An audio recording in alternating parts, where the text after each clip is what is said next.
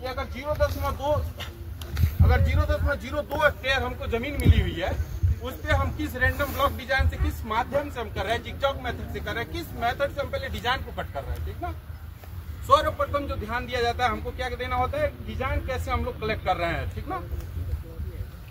उसके बाद ये तीनों आप देखोगे 1, 2, 3 ये 3 रिप्लिकेशन हमारा गया हुआ है, उधर कमर्शियल है, उसको छोड़ के इन तीनों ट्रीटमेंट पे हम उसके बाद क्या करते हैं, सारे ट्रीटमेंट को एक साथ मर्ज करते हैं। A1 ट्रीटमेंट को तीनों को एक साथ मर्ज करेंगे। मर्ज करने के बाद जो हमारी एरर आती है, या किसी का अप होता है या किसी का डाउन होता है, वो सारे मिश्रण हम लोग क्या करते हैं, बिल्कुल जेन्युइन रिकॉर्ड करते हैं, ठीक ना। उस रिकॉर्ड के माध्यम से, फोटोग्राफी के माध्यम से सब एक एक प्लाट का हम फोटोग्राफी करते हैं कि अगर हमसे कोई पूछ दे कि किस प्लाट पे कैसा था, तो हम उसको हर स्टेज पे दिखा सके। अगर ये जर्मिनेट किया उस स्टेज पे भी, और इसकी लगभग 30 से 60 से 90, 90 से 120, 20 से 140 दिन तक हम इसको क्या करते हैं, सिलेक्ट करते हैं। उसके बाद जब ये कटान पे अपनी क्रिया आ जाती है, जैसे आपको कट करना होता है, उस टाइम भी लगभग 10वें महीने पे, 12 महीने पे या फिर 8वें महीने पे, प्री मेच्योर, मेच्योर और हाई मेच्योर, 3 स्टेज में हम इसकी सुक्रोज के लिए इसकी कटाई करते हैं और देखते हैं कि ये तीनों मेच्योर, जब ये तीनों स्टेज में हमारी कितनी मात्रा में मेच्योर करना हो रही है, किस रेशियो में हो रही है।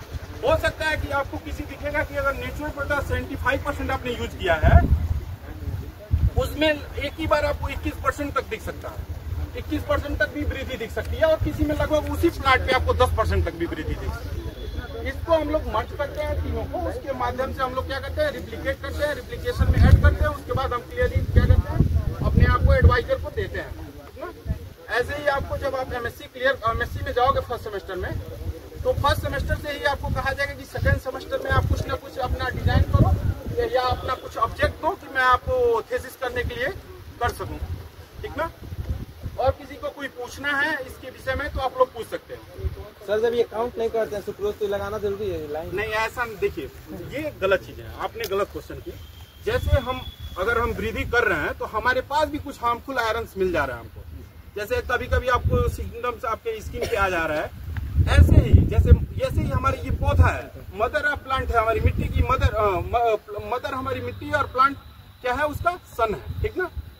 अगर हमारी मिट्टी पे कोई हार्मफुल बैक्टीरिया आ जा रहे हैं, अगर साइड से हम, ठीक ना, बॉर्डर लाइन पे, हो सकता है कि कुछ इसका एब्जॉर्ब कर लिया हो ये नाइट्रोजन, हो सकता है कुछ मात्रा पोटास का ये एब्जॉर्ब कर लिया हो लाइन हमारा बॉर्डर।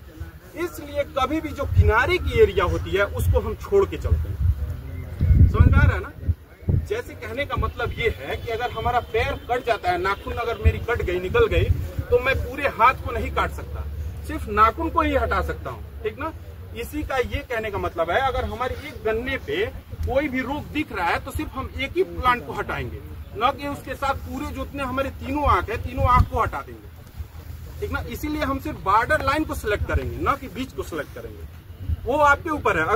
अगर ये भी चीज देखने की बात है, अगर नेचुरल पोटास आपका नहीं हो पा रहा है जर्मिनेट, हो सकता है आपने मस्टर्ड का लगाया हो, या हो सकता है आपने किसी और वीट पे की हुई है, वीट की क्रॉसिंग की हुई है, उसका प्रोडक्शन अच्छा नहीं आ रहा है, उसका ग्रोथ नहीं दिख रहा है, तो आप क्या करोगे, साइड की जो हमारी लाइन है उसको भर दोगे इसमें, चारों लाइन में, ठीक ना।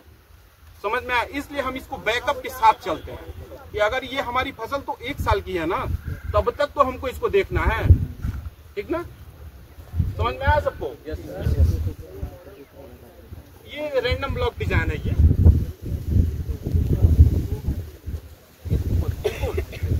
इनका क्वेश्चन है ये कि इसमें क्यों हम लोग नेटिवो सिर्फ मिलाए हैं, ठीक ना, या नेचुरल पोटास मिलाए हो या म्यूरेट ऑफ पोटास मिलाए हैं।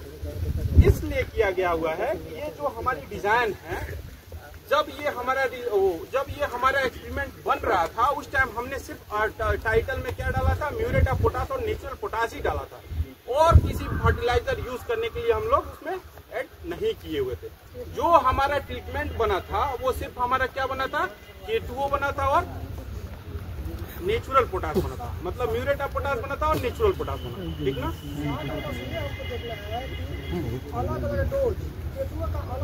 जैसे आप लोगों ने,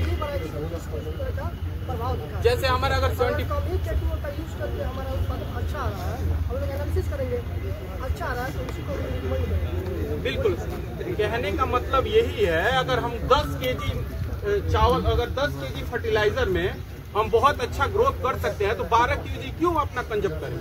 समझ में? इसीलिए हम लोग वेरिएबल ट्रीटमेंट डाल के देख रहे हैं कि अगर हमको 10 kg MOP पे बहुत अच्छा लाभ मिल रहा है तो हम 12 kg MOP नहीं यूज करेंगे। ठीक ना? अब आप लोग आगे आओ। इकोनॉमी